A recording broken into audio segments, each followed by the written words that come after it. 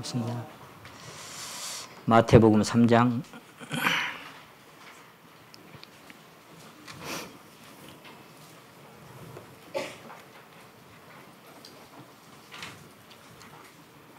마태복음 3장 16절에서 4장 2절까지만 제가 읽겠습니다. 마태복음 3장 16절에서 4장 2절까지 말씀을 제가 읽겠습니다. 예수께서 세례를 받으시고 곧 물에서 올라오실새 하늘이 열리고 하나님의 성령이 비둘기같이 내려 자기 위에 임하심을 보시더니 하늘로서 소리가 있어 말씀하시되 이는 내 사랑하는 아들이요 내 기뻐하는 자라 하시니라. 그때 예수께서 성령에게 이끌리어 마귀에게 시험을 받으러 광야로 가사 40일을 밤낮으로 금식하신 후에 줄이신지라. 아멘. 오늘은 여기 칠판에 적어진 대로 그리고 광야라는 주제를 가지고 함께 말씀을 나누어 보게 하셨습니다. 예수님이 육신적으로 본다면 사람의 아들로, 목수의 아들로 그렇게 태어나셔서 30살 되기까지는 그냥 거의 평범하게 사셨어요. 여기 지금 세례를 받은 이때는 누가복음 3장에 보시면 30살쯤 되시니라 이렇게 이제 기록이 되셔서 30살 때 요단강에서 세례 요한한테 세례를 받으시고 그리고 성령이 임하신 이후에 3년간을 그에 대해서 기록된 대로 작정된 대로 사시다가 십자가에 못 박혀 죽으시고 주님 앞에 가셨습니다. 누가복음 3장에는 이렇게 기록되어 있어요. 예수께서 성령의 충만함을 입어 40일 동안 성령에 이끌리시며 마귀에게 시험을 받으시더라. 이렇게 기록이 되어 있는데요. 주님은 이제 주로 그 다음에 내용을 읽어보면 신명기서에 기록된 말씀을 가지고 기록된 바. 근데 사실 사단도 하나님의 말씀으로 공격을 했죠. 기록된 바, 네 발이 땅에 부딪히지 않게 하리라. 뛰어내려 봐라. 그럼 또 기록된 바, 시험치 말라. 그러면서 이제 계속 사단도 참 교묘하게 하나님 말씀을 인용을 하고 예수님도 그 말씀에 또 하나님 말씀을 더해서 그를 물리치고 승리하셨습니다. 근데 이제 그 누가복음 4장 12절에 보시면 여기는 이렇게 기록되지 않았습니다만은 마귀가 모든 시험을 다한 후에 얼마 동안 떠나시니라 이렇게 기록되어 있습니다. 그러니까 그걸 승리를 하시고 나서 이제 영원히 떠나버린 게 아니라 얼마 동안 떠나시니라. 이 말씀을 바꿔 생각해 보면 계속해서 마귀가 떠나서 이제 보이지도 않고 그렇게 사라진 것이 아니라 또 호시탐탐 기회를 노리고 있다. 그런 해석으로 볼 수가 있습니다. 그래서 이제 사도 베드로는 베드로전서 5장에서 근신하라 깨어라 너희 대적 마귀가 우는 사자같이 돌아다니며 삼킬 자를 찾나니 너희 믿음을 굳게 하여 저를 대적하라 이렇게 이제 기록을 남겨두셨습니다. 그러니까 우리 주변에 어느 순간에 우리가 한때 승리를 했다고 할지라도 그 사단 마귀가 잠깐 떠났다가 또다시 허락을 하나님 하시면 또다시 들러붙어서 그 사단의 시험을 받을 수밖에 없는 것이 이 세상의 삶입니다. 오늘 제가 여기 이제 그리고라고 앞에 썼잖아요. 근데 그리고가 무슨 뜻인 것 같아요? 그리고가 요 마태복음 3장 16절에서 마지막 절까지고 그 다음에 4장 1, 2절이 광야입니다. 그러니까 누구든지 간에 주님의 그 성령을 받으시고 주님처럼 그 성령의 충만함을 입거나 그 성령의 이끌리심을 받으면 그리고 그 다음에는 반드시 광야를 경험하는 것이 신앙이더라. 저는 그것을 앞선 선진들의 삶 속에서도 봤고 그리고 저의 신앙의 길에서도 확연하게 경험하면서 요즘 들어서 점점 더 이것이 정말이구나 그렇게 경험되어져서 이 말씀을 함께 나누고 싶었던 것입니다. 그리고 그 다음에는 광야입니다. 물론 우리가 이제 두 가지가 있어요. 내적인 것과 외적인 것. 제가 자주 생각해 본 것은 바다가 깊을수록 내면 깊은 곳은 아무런 여동도 없이 잔잔하다 그랬죠. 중심은. 근데 깊은 태평양 바다일수록 표면에는 어마어마한 풍랑이 출렁입니다. 그런 것처럼 영적으로는 내 영혼의 극히 깊은 데서 맑은 가락이 울려나요. 그리고 그 주님의 사랑과 평강이 나를 주장하지만 표면적으로 살아가는 세상의 삶은 그렇지가 못할 때가 많더라 그런 얘기예요. 내가 세상에 표면적으로 살아가는 모든 삶은 어쩔 수 없이 광야 같은 세상을 만날 수밖에 없는 것이 신앙의 길이더라. 그것을 오늘 함께 나눠보려고 합니다.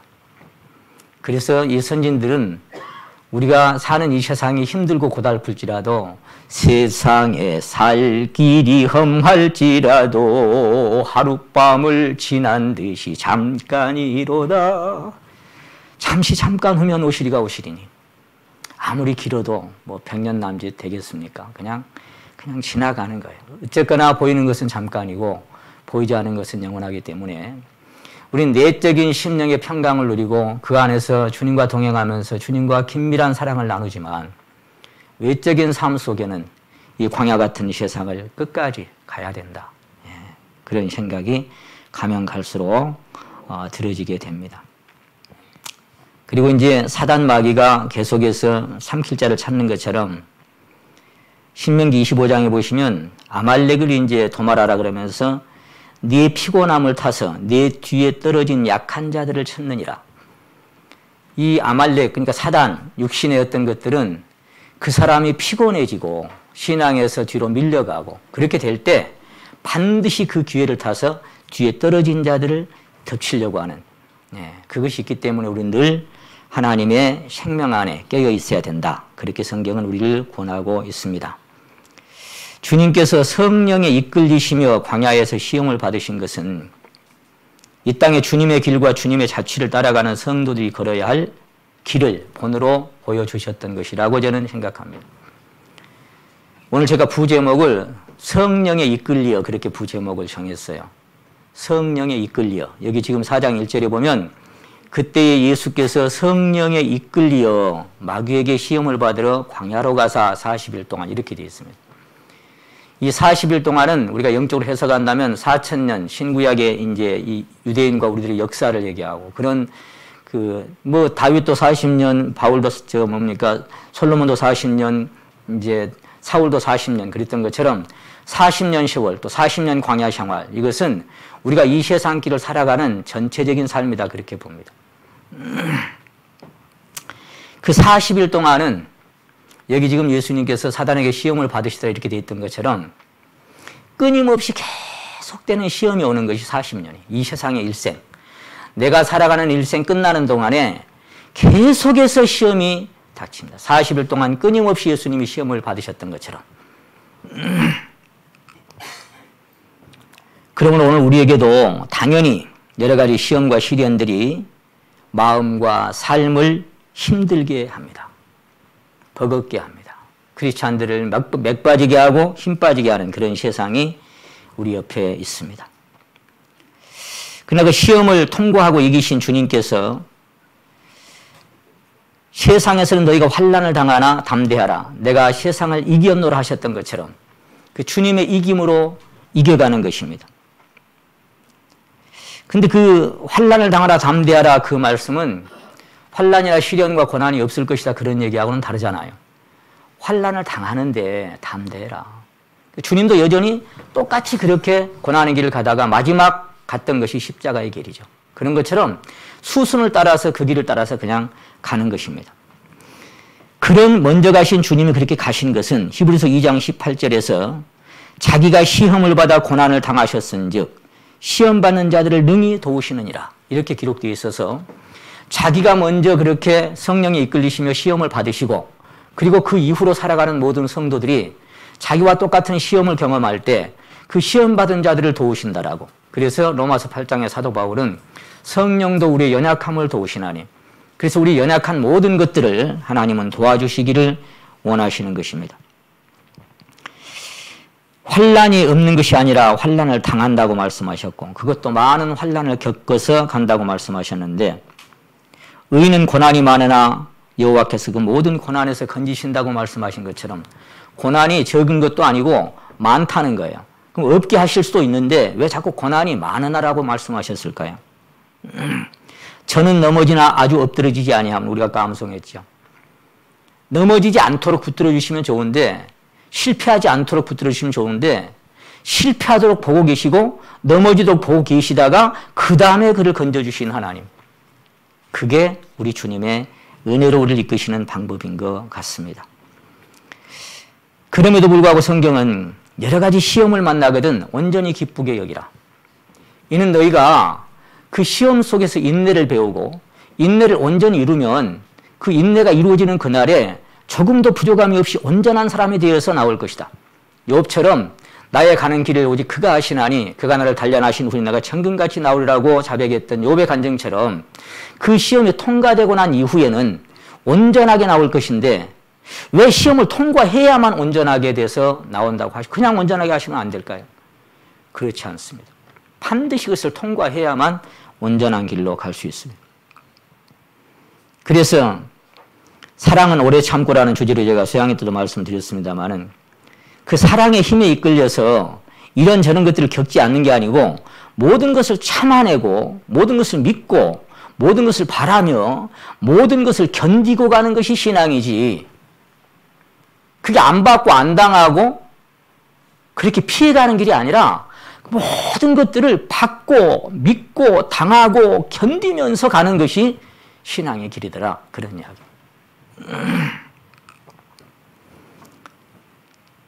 본문에서 이 하나님 말씀은 주님께 성령이 딱 임하신 이후에 이는 내 사랑하는 아들이요 내 기뻐하는 자라, 그렇게 음성이 들려왔습니다.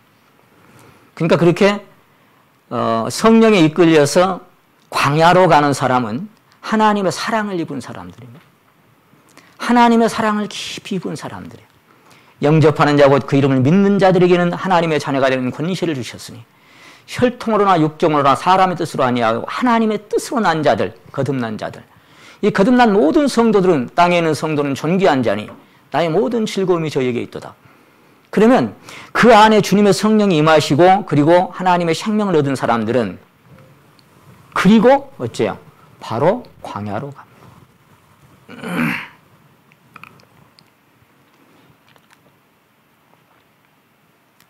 다윗은 하나님의 마음에 맞는 합한 사람이라고 그렇게 칭함을 얻었습니다마는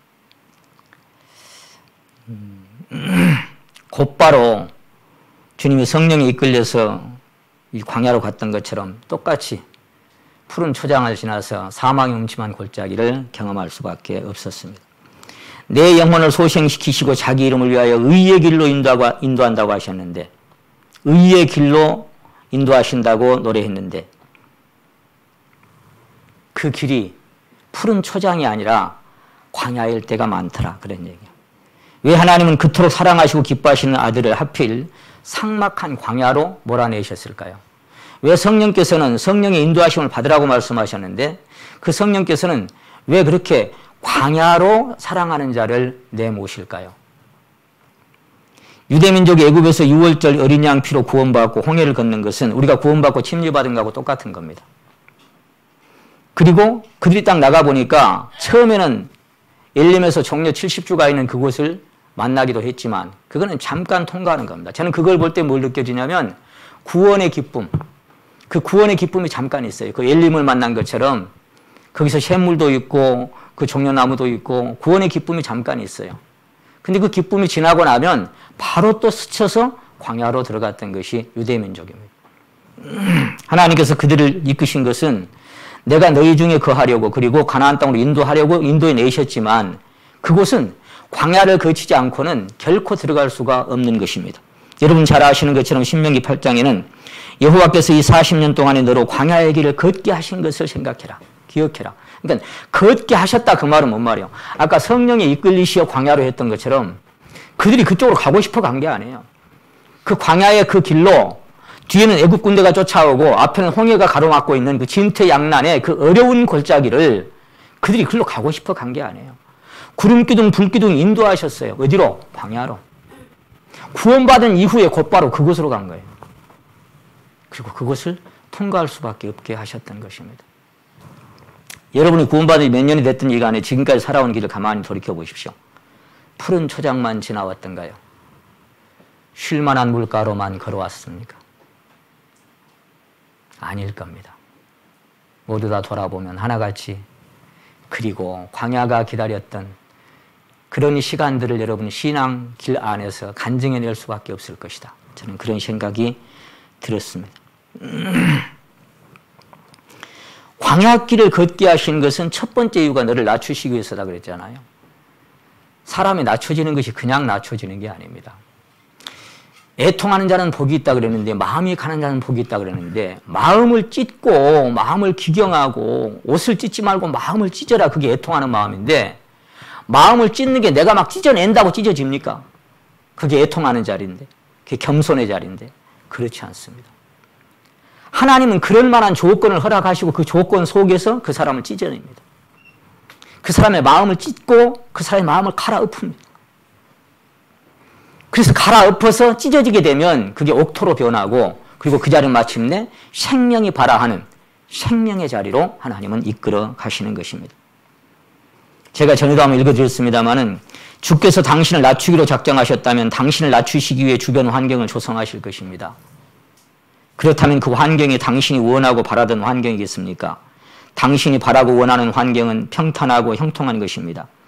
사람이 평탄하고 형통한 환경을 통해서 낮춰지고 빚어진 경우를 본 적이 있습니까? 그런 일은 결코 일어나지 않습니다. 그 광야길을 걷게 하신 것은 걷고 싶은 게 아니라 걷게 하셨는데 이유가 뭐냐? 너를 낮추시고 시험하시고 그래도 거기서 하나님을 사랑하는가를 내가 보고 싶었는데 그렇게 낮추시려면 그가 만난 환경을 뭐 해야 되겠어요? 그것은 푸른 초장이 아니라 광야에야만 그가 낮춰지는 것입니다. 그렇지 않고는 낮춰질 수가 없습니다. 그러므로 주께서 당신을 낮추시기 위해 조성하신 환경은 시련과 고난과 문제들을 만나게 하실 수밖에 없을 것입니다. 성공보다는 실패를, 평탄한 길보다는 고난의 길을, 희망보다는 절망을, 맑은 날보다는 흐린 날을 더 많이 경험하게 하실 것입니다. 그것이 광야 길입니다. 성령은 우리를 그런 쪽으로 인도해 가십니다. 범사에 하나님을 인자하라고 말씀하셨는데 참시 한 마리도 하나님 허락지 않으면 떨어지지 않는다는 걸 잘 알고 있습니다. 우리가 걸어가는 모든 길들은 우연이 없습니다. 한순간순간 우리에게 닥치는 모든 삶들은 하나님께서 허락하신, 그게 사단의 시험일지라도 사단도 하나님의 손 안에서 시험을 주시는 것입니다. 그래서 주께서 인생으로 고생하며 근심하게 하심이 본심이 아니기 때문에 무슨 뜻이 있고 목적이 있고 이유가 있다는 것을 거듭거듭 말씀을 드렸던 것입니다. 그리고 주께서 당신을 낮추시려고 조성하신 환경을 만날 때 원망하거나 불평하지 마십시오. 하나님께서 작정하신 목적이 성취되고 나면 그분의 조성하신 환경도 다시 돌아가고 사라져갈 것입니다. 그래서 저녁에는 울음이 오나 아침에는 기쁨이 오리라고 다윗은 그렇게 소망하면서 살았습니다. 저녁에는 울음이 슬픔이 기숙할지라도 다가올지라도 아침이 오면 그 아침이 천사장의 나팔소리가 나는 아침일지 우리가 좀 지나서 모든 것을 벗을지 그건 우리는 잘 알 수가 없겠지만 어쨌거나 그날은 옵니다. 우리 모두에게. 이와 같이 이 땅에 거듭난 모든 성도들도 반드시 광야길은 이 세상을 통과해야만 이제 하나님의 원하시는 자리로 원하시는 사람으로 그렇게 빚어져서 갈 수가 있습니다. 험난하지만 가야 되고 가기 싫지만 하나님이 이끌어주시는 그 길. 광야에 찬바람 불더라도 우리가 그 장례식 때 사실 그걸 자주 부르는데 장례식이 아니라도 우리가 사실 그거 불러요. 광야에 찬바람 불더라도 앞으로 남은 길 멀지 않네. 산 넘어 눈보라 재우쳐 불어도 돌아갈 내 고향 하늘나라. 주 따라 가는 길 험하고 멀어도 그런 길이에요. 찬송을 부르며 뒤따라가리라. 주님 따라가는 길이 만만치 않습니다. 결코 만만한 길이 아닙니다. 그래서 신앙의 생활이 주님이 다시 오실 때를 항상 밤으로 표현하잖아요. 밤으로. 근데 그 밤에도 깨어있으라고 말씀하셨으니까 깨어있다는 것이 그게 쉬운 일은 결코 아닙니다. 항상 깨어있는 그분과 연합돼서 그분의 생명 안에서만 깨어있을 수 있고 내가 눈을 부릅뜨고 깨어있으려고 해도 그렇게 되는 게 아닙니다. 내 갈 길 멀고 밤은 깊은데 내 갈 길 멀고 밤은 깊고 그리고 그 밤이 지나면 이제 아침이 오겠죠. 때로는 그래서 어둡고 깜깜한 그 속에서 등불을 밝혀놓고 주님을 기다립니다. 여러분 여기 지금 우리 4장 1절에서 성령에게 이끌려 마귀에게 시험을 받으러 광야로 가사 이렇게 말씀하셨어요. 광야가 뭐 하는 곳이에요? 광야가 어떤 곳이에요? 여러분 아마 직접 가보신 분도 계실 것이고 여행 중에 우리나라는 뭐 광야 그러면 잘 이해가 잘 안 가죠. 근데 유대 땅 그쪽 중동 지역 그 사막 지역 그 광야는 정말 험난한 곳입니다. 광야는 뜨겁고 메마른 곳입니다. 정말 견디기 힘든 곳이 광야입니다. 우리가 영화에 가끔 보면 그 광야를 가다가 길을 잃어버리면 막 그 모래바람에 목이 타고 물은 없고 막 엄청난 그 고통 속에서 허우적거리다 쓰러지는 그런 여행객들을 가끔 영화에서 목격하게 됩니다. 나무도 없고 숲도 없고 물도 없습니다.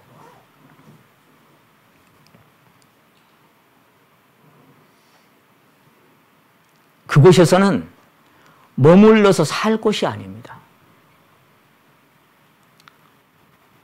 그것도 하루 이틀도 아니고 예수님은 40일 동안을 유대민족은 40년 동안을 40년 동안 그 어린 아이들과 함께 그 육축들과 함께 그 40년 동안을 광야를 통과했다는 것 자체가 사실은 기적이고 그 자체가 사실은 하나님의 은혜인 거예요.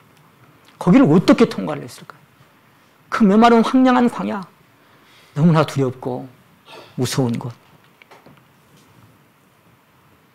거기는 비도 자주 오지 않고 하늘은 하루 종일 뜨거운 태양이 쏟아내려져서 진짜 몸 하나 가눌 곳이 없는 그런 곳이 광야입니다. 이는 내 사랑하는 아들이요 내 기뻐하는 자라. 그런 그 사랑하는 사람을 왜 그런 광야로 몰아내셨을까요? 먹을 양식도 없을 뿐만 아니라 정갈과 뱀들이 득실거리는 위험한 곳이기도 합니다. 한번 물리면 그냥 죽어요. 블레셋과 아말렉과 대적들이 시시탐탐 기회를 엿보고 노리고 있는 곳이 광야입니다. 이 세상이 그런 곳입니다. 그래서 주님은 제자들을 보내실 때 그랬어요. 내가 너희를 세상에 보냄이 어린 양을 이리 가운데 보낸 것 같구나. 양은 양인데 아직 어린 양을 이리 가운데 보냄과 같다. 내 마음이 그렇다. 그런 얘기예요.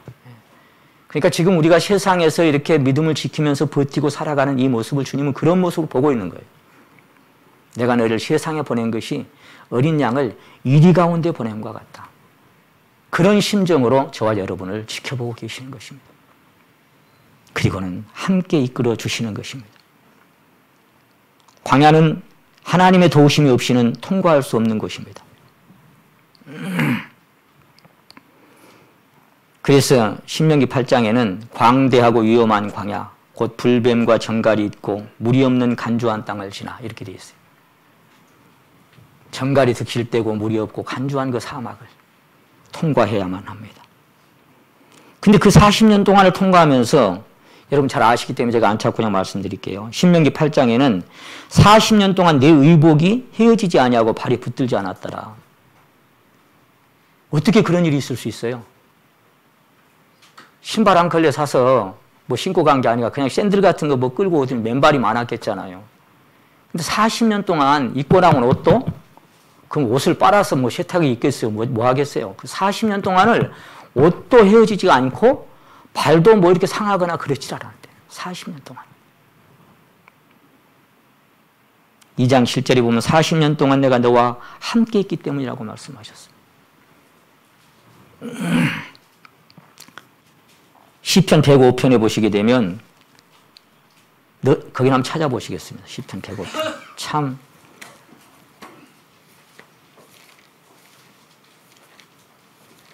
이 하나님의 이 보살핌은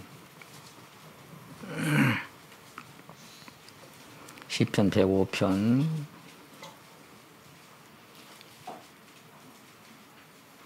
37절입니다. 그들을 인도하여 은금을 가지고 나오게 하시니 그 지파 중에 약한 자가 어째요? 하나도 없었도다. 저는 이 말씀을 깜짝 놀랐어요. 아니 400년 동안 그렇게 거기서 그 학대를 받고 괴롭힘을 받았던 사람들이 거기서 나올 때 약한 사람이 한 사람도 없었대요. 그게 무슨 얘기일까요? 하나님이 발도 붙들지 않게 하고 옷도 헤어지지 않게 하고 병들지 않게 하고 지켜주시는 은혜 가운데 그들을 나오게 하셨다는 거예요. 어린아이에서부터 노년에 이르기까지 그렇게 하나님이 이끌어 주셨어요. 약한 자가 한 사람도 없어. 그들이 떠날 때 애굽이 기뻐하였으니 저희가 그들을 두려워하미로다. 여호와께서 구름을 펴서 덮개를 삼으시고 밤에는 불로 밝히시며 그들이 구한즉 외출하기로 오게 하시며 또 하늘 양식으로 그들을 만족해 하셨도다. 배고프다 하니까 만나 내려주시고 고기 먹고 싶다 하니까 외출하기 와서 그냥 떨어져서 그것도 뜯어먹게 하시고 나무 한 그루 없는 그 삭막한 광야에 그 뜨거운 이 머리에 쬐이는 태양빛을 가려주기 위해서 연하의 박넝쿨처럼 위에다가 이렇게 구름으로 덮개를 삼아서 그늘로 딱 덮어주시고 그래서 항상 성막은 어째요? 성막에 지성소에서 구름기둥 불기둥 솟았잖아요. 낮에도 밤에도. 그러니까 그건 항상 성막의 중심에 있었죠. 약 200만 명이나 되는 많은 사람의 중심에 그 성막이 있었고 거기서 솟아오르는 구름기둥이 덮개를 삼아서 시원하게 그늘로 덮어주십니다. 그리고 밤에는 춥잖아요. 어둡고. 밤에는 또 불기둥이 환하게 올라서 그 열기로 사방을 따뜻하게 또 감싸주시고 밝혀주시고 뭐가 부족했겠어요? 아무것도 부족한 게 없어요. 그리고는 하늘 양식으로 그들을 만족해 하셨다라고. 부족한 게 아무것도 없어. 반석을 가리신 즉 물이 흘러나서 마른 땅에 강같이 흘렀고 그게 그리스도로 인하여 먹는 사람들이고 그리스도로 인하여 마시는 사람들입니다. 나로 인하여 먹고 마시라고 말씀하시는 그 주님을 먹고 마시면서 살았어요. 고린도서 10장에 보시면은 그 반석은 곧 그리스도시라 그랬죠. 그 그리스도가 끝까지 같이 가시면서 그때나 지금이나 함께 이끌어 가시는 것입니다. 뭐 시편 78편이나 106편이나 많이 기록되어 있습니다만은 신명기 36장을 잠깐 찾으시겠습니다.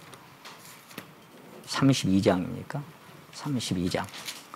신명기 32장. 왜 이렇게 하셨어요? 신명기 32장 5절 6절을 같이 한번 읽겠습니다. 신명기 32장 5절 6절입니다. 같이 읽으시게요. 시작.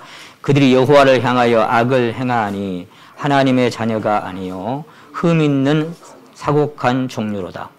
우매무지한 백성아 여호와께 이같이 보답하느냐. 그는 너를 얻으신 너의 아버지가 아니시냐. 예, 됐습니다. 제가 지난번에 그래도 누구 자식? 그래도 내 자식이라는 그 제목으로 말씀을 선포한 적이 있었는데요. 지역교회에서 그 말씀을 듣고 저한테 전화를 하신 분들이 몇 번 계셨어요. 내가 이제 마음이 놓입니다. 그런 분도 계셨고. 왜요? 그랬더니 제가 살아온 세월 이렇게 보니까 부끄럽고 하나님 앞에 그런데 오늘 설교 듣고 나니까 그래도 하나님 자식인 것을 내가 자부심이 생겼습니다. 그런 성도님도 계셨습니다. 너희 아버지가 아니냐. 그럼 아버지는 어때요? 시편 103편에 있는 것처럼 아비가 자식을 불쌍히 여김같이 불쌍히 여김같이.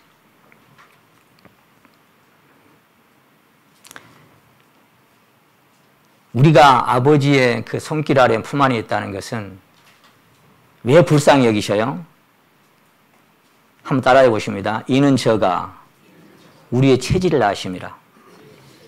알아. 그래서 내 자식 했던 것처럼 이 녀석이 어떤 녀석인지를 알아요. 잘 알아요. 그러니까 그냥 그래도 내 자식이니까 사랑해 주는 거예요.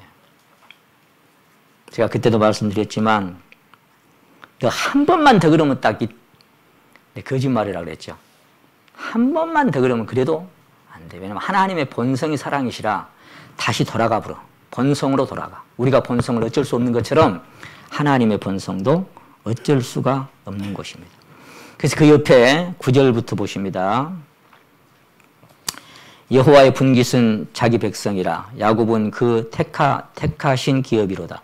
10절 여호와께서 그를 황무지에서 짐승의 부르짖는 광야에서 만나시고 호위하시며 보호하시며 자기 눈동자같이 지키셨도다. 마치 독수리가 그 보금자리를 어지럽게 하며 그 새끼 위에 너풀거리며 그 날개를 펴서 새끼를 받으며 그 날개 위에 그것을 엎는 것 같이 여호와께서 홀로 그들을 인도하셨고 함께한 다른 신이 없었도다. 그렇게 기록되어 있습니다. 여러분, 전갈이 득실거리고 뱀이 득실거리는 이 황량한 곳에서 하나님께서는 보호해 주시고 호위해 주시고 참 어떻게 자기 눈동자같이 그렇게 지켜주시고 독수리가 그렇게 훈련을 시킨다잖아요. 때로는 그 훈련을 시키기 위해서 보금자리를 헐어버리는 새들도 있잖아요. 우리가 그 TV에 가끔 보면 날 때가 됐는데 자꾸 안 날고 머물러 있으면 둥지를 헐어버려요. 헐어버리고 그리고 거기서 날 수밖에 없도록 만들어버리죠. 근데 날다가 떨어져서 죽도록 내둘까요? 안 그래요. 가다가 떨어지려고 하면 또 받아주시고 이 사람들도 그렇게 업어주시기도 하고 안아주시기도 하면서 그러면서 이끌어 가셨던 분이 우리 주님이셨습니다. 그런데 여기서 우리가 생각해 볼 때 그들은 하나님의 은혜의 손길을 감지하고 느꼈을까요? 감지하고 느끼고 그렇게 아까 만족해 하셨는데 만족합니다, 감사합니다 그렇게 살았을까요? 계시록 사도행전 7장에서 스데반의 설교를 듣다 보면 그들의 마음이 도리어 애굽으로 향하고 그랬어요.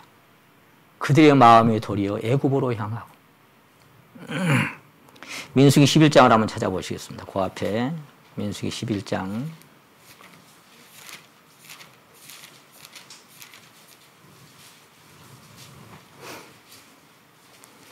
4절부터 한번 보시겠습니다. 민수기 11장 4절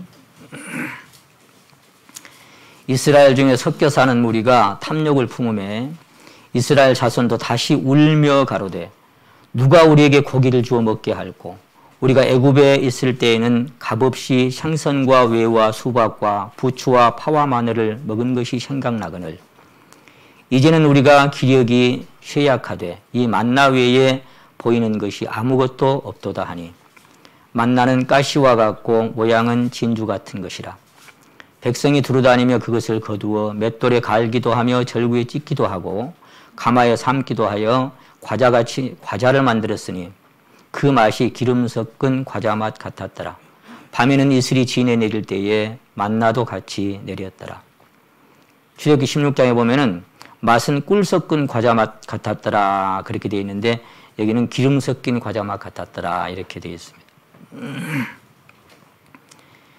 이 원망했다고 했는데 원망이라고 하는 원뜻을 보면은 불평하고 반역하고 막 탓하고 분하게 여기다 그런 뜻을 갖고 있어요. 그래서 그 뒤에 보면 그렇게 막 울부짖을 때가 있잖아요. 이제 가나안 땅에 가데스 바네아에서 정탐꾼 보내가지고 갔다 와가지고 거기 안악 자손이고 위험한 곳이더라고 막 이렇게 여호수아 갈렙 외에는 그렇게 얘기했을 때 우리를 애굽에서 불러내서 여기서 다 죽이려고 우리를 여기로 불러냈냐? 그러면서 막 차라리 애굽으로 돌아가는 것이 낫지 아니냐? 우리 처와 자식들이 다 죽을 것이다라고 막 원망하고 불평합니다. 차라리 돌아가는 것이 낫지 않느냐? 내가 차라리 하나님을 몰랐더라면 여러분은 그런 생각해 본 적 있어요? 내가 차라리 하나님을 몰랐더라면 내가 그런 생각해 본 적 있어요? 근데 우리가 유대민족들을 보면서 이 사람들 이럴 수 있어 그러지만 실제 그 자리에 안 가보면요 이해 못합니다. 이 사람들도 얼마든지 그럴 수 있습니다. 너무 힘드는데 뭘 꿈꾸고 나왔을까요? 모세가 구름기둥 불기둥 앞이 오면서 이제 가자라고 딱 나팔 불면서 나왔을 때 뭘 꿈꿨을까요? 이제 고생 끝 행복 시작이다. 그렇게 나왔지 않겠습니까? 저도 그랬어요. 자, 주님을 딱 만나니까 그냥 만사 그냥 오케이. 아, 그것도 뭐 기도 한 대로 다 들어준다는데 뭐 구하면 주시라는 무엇이든지 말이야. 우와 됐다 내 인생 대박이다 이제 막 구하기만 구하면 다 준다는데 막. 근데 제가 그 여기도 어떤 성도님하고 교제하면서 그런 얘기했습니다만은 그 기도가 무엇인지를 배우기까지는 그 진정한 기도가 무엇인지를 제대로 배우기까지는 수십 년의 세월이 걸렸습니다. 그리고 그 공과를 지나면서 비로소 라고 하나님께서 알게 해주신 부분들이 있었습니다.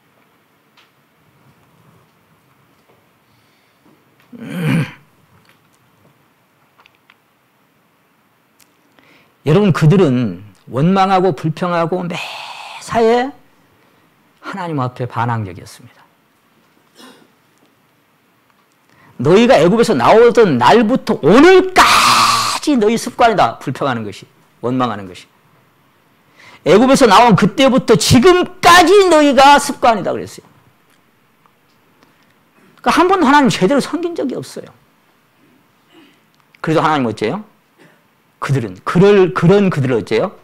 눈동자처럼 지켜주시고 마셔주시고 먹여주시고 안아주시고 품어주시고 업어주셨대요. 그들이 감지하지 못하고 그들이 느끼지 못했을지라도 그들은 하나님의 은혜 안에 있었다는 것을 보게 됩니다. 은혜 안에 하나님의 긍휼 안에 머물러 있었어요. 똑같습니다. 지금 우리도. 때로 믿음 없을 때도 있고 흔들릴 때도 있고 때로 하나님 어찌하여 왜 이렇게 그렇게 불평할 때도 있고 하나님 제발 이것만은 이렇게 부르짖을 때도 있습니다. 흔들려 넘어질 때도 있습니다. 그래서 우리가 하나님의 은혜를 때로 못 느낄 때도 있습니다. 그럴지라도 여러분 여전히 독수리처럼 여러분 품어주시고 안고 계신다는 사실을 믿으시기 바랍니다. 틀림없습니다. 그 안에 있는 것입니다. 제가 가끔 드리는 복음성가 중에 그 대목이 참 좋아서 제가 자주 혼자 있을 때 드려보는 눈을 감고 조용히 생각을 해보니 지금까지 살아온 길 주님이 인도했네. 그 찬양 부를 때면 참 가슴이 뜨거워질 때가 많습니다. 외면하지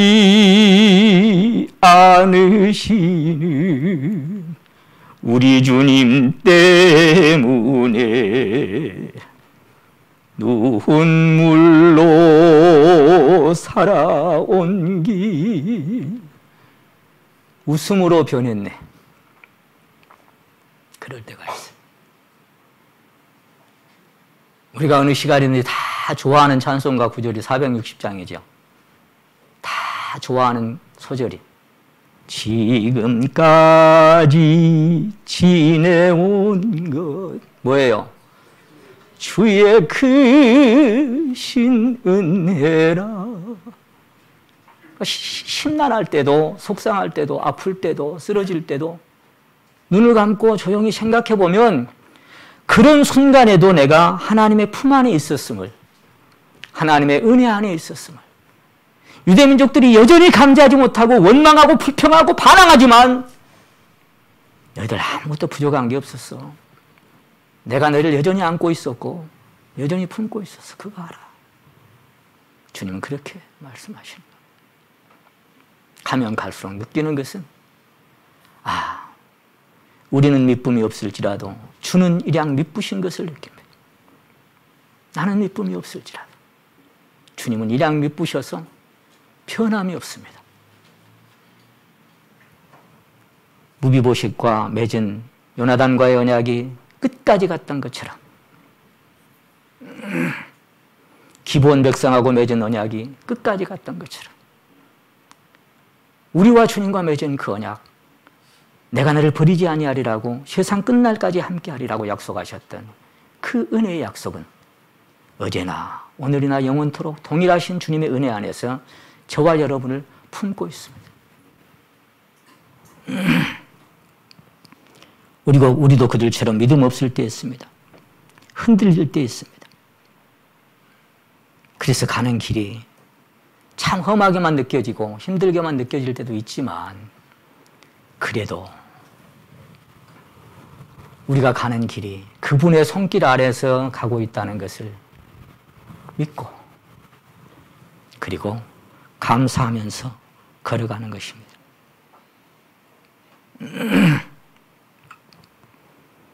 아버지를 속이고 형을 속이고 하나님 말에 속이고 축복을 받아냈던 야곱도 정든 가족과 고향을 뒤로 하고 하란을 향해서 지팡이 하나 의지하고 그냥 갑니다.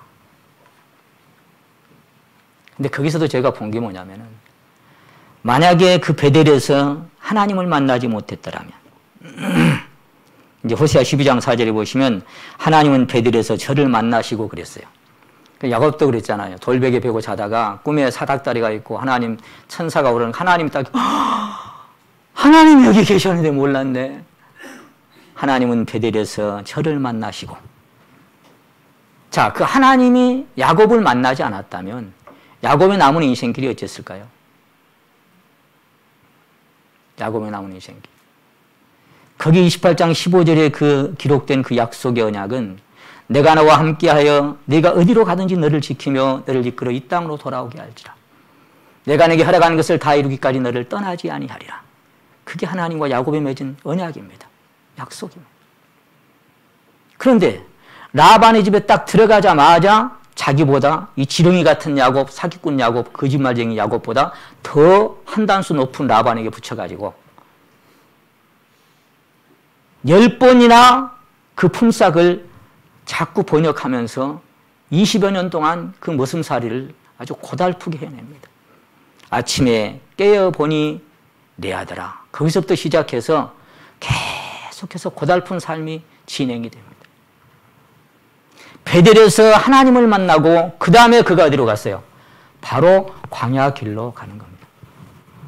하나님을 만난 사람은 그 길을 가는 겁니다. 하나님이 함께하는 사람은 그리고 그 다음은 광야 길입니다. 그게 저는 성경 전체에서 보여지더라고요.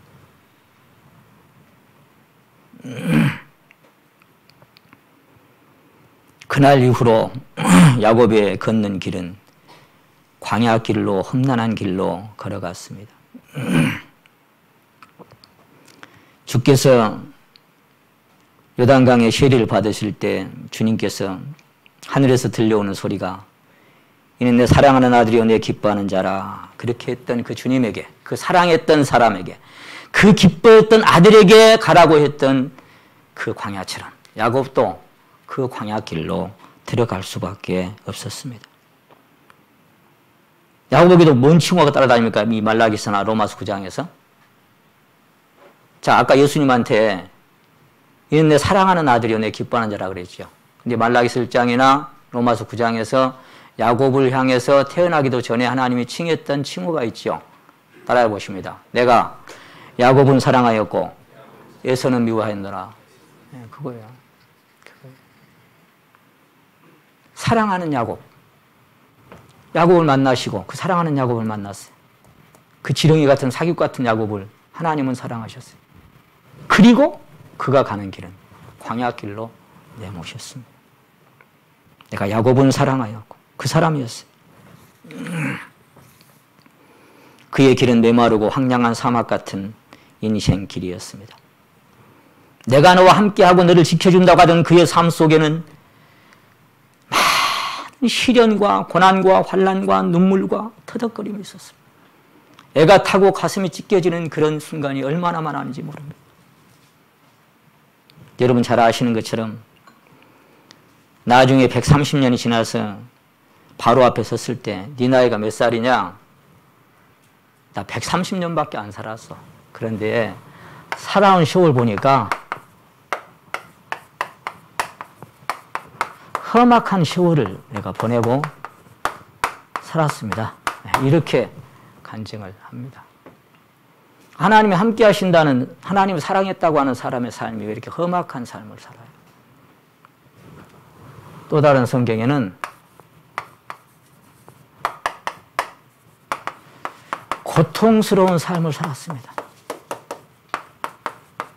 이렇게 되어 있고, 그리고 나 130년밖에 안 살았지만 고달픈 삶을 살았습니다. 이렇게 되어 있습니다. 또 이렇게도 되어 있어요. 짧고 불행한 삶을 살았습니다. 이렇게 되어 있고, 그리고는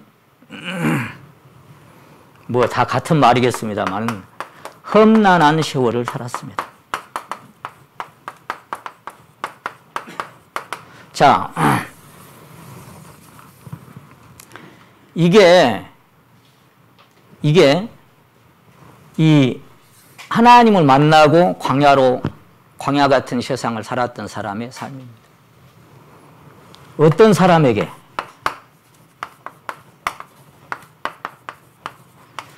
내가 야곱은 사랑하였고 이는 내 사랑하는 아들이요 내 기뻐하는 자라. 저와 여러분에게도 똑같이 말씀하십니다. 너는 내 사랑하는 아들이고 내 기뻐하는 자라.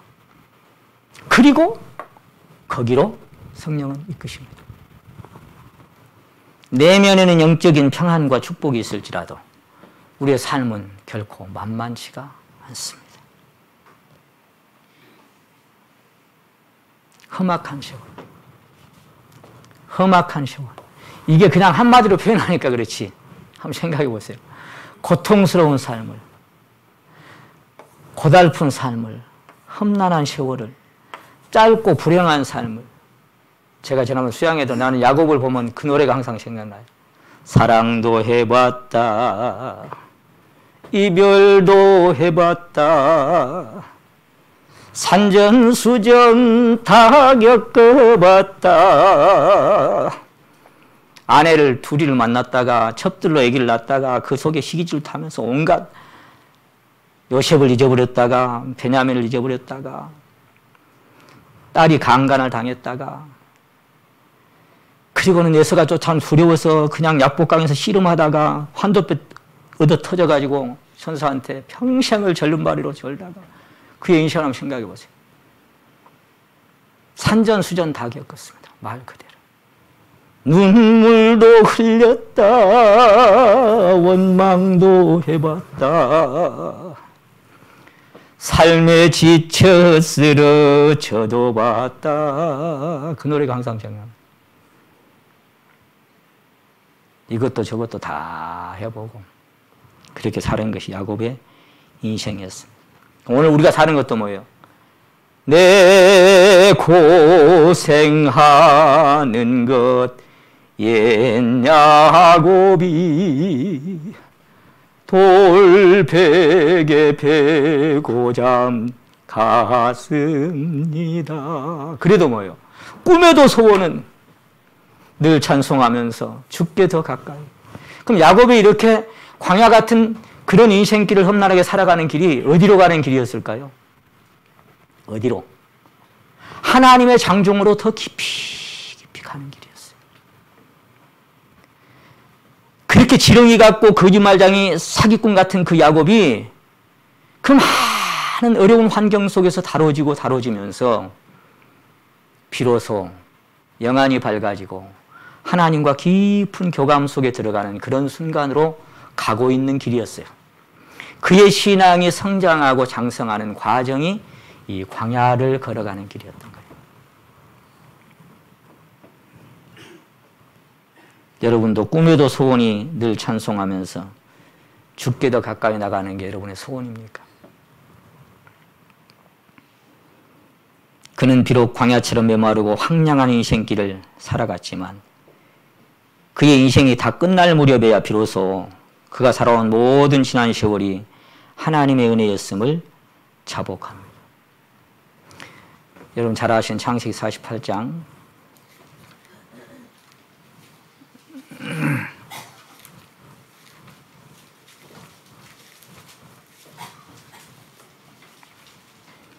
이게 마지막에 이제 병이 들어 죽으려고 할 때 므낫세와 에브라임을 데리고 왔을 때 므낫세를 오른쪽에다 딱 갖다 놓고 에브라임을 왼쪽에다 갖다 놨는데 요셉이 아버지 축복을 받으려고 이렇게 어금맞겼잖아요. 딱 어금맞기고 이 우수를 에브라임의 손에 갖다 대니까 장자 위에 얹어야 되는데 저는 여기서 보면서요 지난번에 말씀드렸습니다마는 요셉이 애굽의 총리잖아요. 그도 하나님이 함께 했잖아요. 그리고 요셉이 지혜와 그 왕궁의 모든 것들을 처리할 만큼 그 출중하고 명석한 사람입니다. 그러니까 그런 눈으로, 그런 시각으로 그 눈도 잘 안 보이는 아버지가 이렇게 하고 있는 걸 보니까 어떻게 보였겠어요? 아이고, 시원찮기도 하고, 아버지 지금 뭐 하고 있는 거야? 아버지 노망 들었나? 치매 왔나? 그런 생각 안 했겠어요? 아니, 이쪽이 장자라고요. 이쪽이 손을 이렇게 그냥 대세요. 내가 갖다 대는 대로 그냥 아들 앉혀준 대로 대면 되지. 왜 또 이렇게 해요? 어떻게? 잘나고 똑똑하면 그렇게밖에 못해요. 지가 잘났어. 내가 보니까 넌 틀렸어. 그거예요. 아버지가 참 어떻게 생각했겠어요? 아들아, 나도 안다. 아들아, 나도 안다. 나도 안다.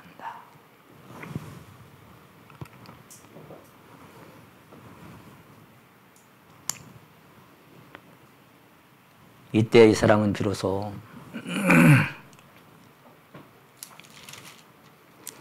거기 15절 말씀, 48장 15절 말씀. 그가 요셉을 위하여 축복하여 가로되 내 조부 아브라함과 아버지 이삭에 섬기던 하나님, 나의 나무로부터 지금까지 나를 기르신 하나님. 참 저는 이 말씀 한 말씀에서요, 야, 이제 마지막 딱 이제 임종의 순간이 다가오는 순간인데 12아들에게 하나하나 하나님의 영안이 열려서 다 나름대로의 그의 갈 길들을 이렇게 축복을 하잖아요. 그 축복은 오늘까지 이루어지고 있어요. 그대로. 그렇게 영안이 환하게 열려요. 비록 육신은 병들고 이제 눈도 흐려지고 요셉이 볼 때는 치매 온 것처럼 보일지라도 그의 영안은 샛별처럼 밝게 빛나고 있습니다. 육신은 광야의 끝을 걸어가고 있는데 이제 영안은 시온성에 가 있는 겁니다. 야곱의 영안은 시온성에서 하나님을 배우고 있는 겁니다. 육신은 여전히 고달픈 광야에 있습니다. 광야 생활이 끝날 때가 다 되는 거예요. 나의 남으로부터 지금까지 나를 기르신 하나님. 그러면 자, 나를 기르신 하나님이라는 게 뭐예요? 기르신 하나님. 기르는 방법이 어떻게 길렀어요? 기르는 방법이 뭐예요? 이런 길로 길렀던 거예요. 신앙의 성장은요. 그래서 이 험악한 세월을 통해서, 고통스러운 삶을 통해서, 고달픈 삶을 통해서 험난한 세월을 살면서 짧고 불행한 삶이라고 표현했던 이런 세월이 야곱의 신앙을 장성시키고 성장시킨, 이렇게 해서 길러주신 거예요. 나의 남으로부터 지금까지 나를 길러주셨다. 어떤 과정을 통해서? 베델에서 만나고, 그리고 광야길을 통해서 그렇게 길러갔던 거예요. 신앙은 그렇게 성장해가는 것이죠. 저도 경험해 보니까 그랬더라고요. 못 모르고 좋아했고, 못 모르고 의시되고 자만하고 내 신앙이 최고인 것처럼 그렇게 자신만만했던 시간이 있었습니다. 근데 그리고는 이런 세월이 오더라고요. 이런 세월.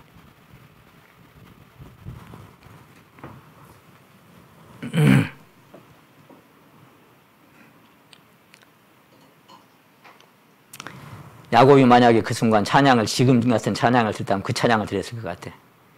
이제껏 내가 산 것도 주님의 은혜라.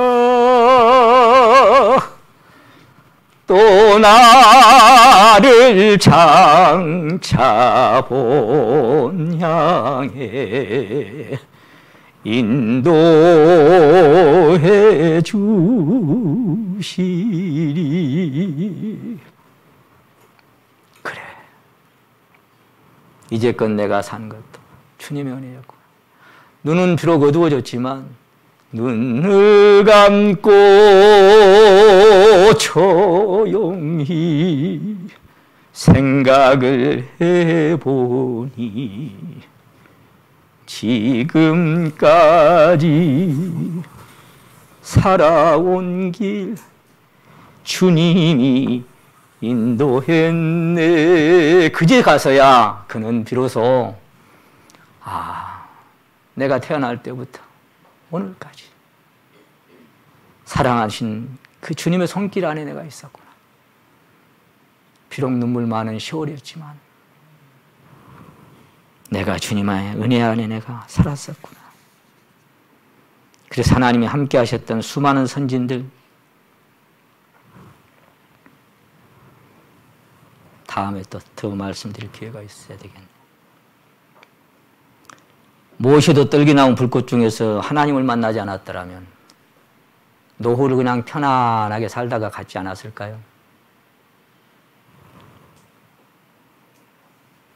세례 요한도 뱃속에서부터 성령의 충만을 받지 않았더라면 그냥 평범하게 살다 가지 않았을까요? 목이 댕경 잘려져 가지고 쟁반 위에 올라오지 않고, 일곱 집사 중 하나인 스데반도 만약에 성령의 충만을 받아서 그 날카로운 변론을 하지 않았더라면 돌 맞아 죽었을까요? 주님께 선택받은 그 갈릴리, 그 귀한 제자들, 순수했던 그 사람들, 주님을 만나지 않았더라면 그 여생이 그렇게 비참하게 순교로 끝났을까요? 5천만 명에서 6천만 명 그 많은 순교자들이 주님을 만나지 않았더라면 그 광야로 내몰렸을까요? 성경 전체에서 그것이 보여집니다. 그들 가운데 저 같은 것도, 감히 저 같은 것도 그 길을 걷고 있는 것처럼 느껴져서 오늘 이 말씀을 함께 나누게 됐습니다.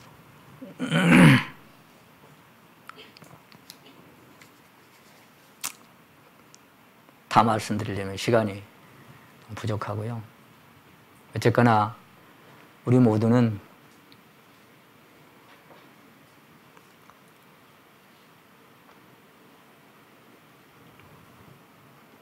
잠깐 사는 세상, 아직은 타향 같고 광야 같은 세상을 얼마나 더 걸어야 할지 모르겠습니다.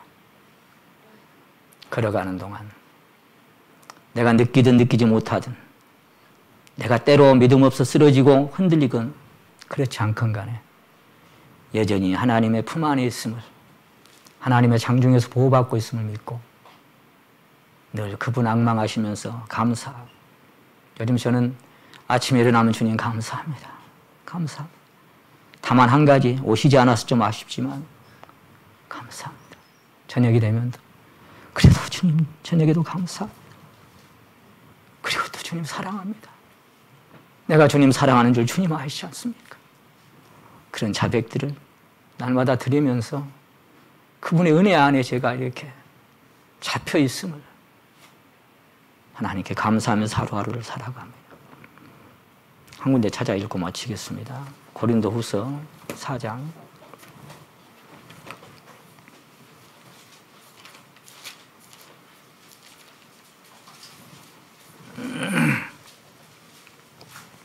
16절입니다.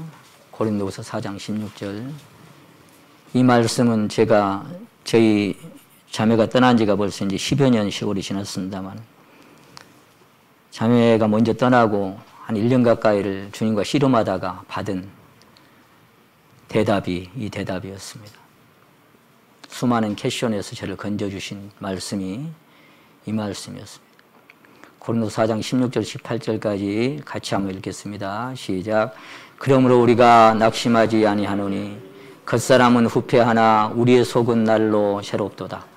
우리의 잠시 받는 환난에 경한 것이 지극히 크고 영원한 영광을 중한 것을 우리에게 이루게 함이니, 우리의 돌아보는 것은 보이는 것이 아니요 보이지 않는 것이니, 보이는 것은 잠깐이요 보이지 않는 것은 영원함이니라. 아멘.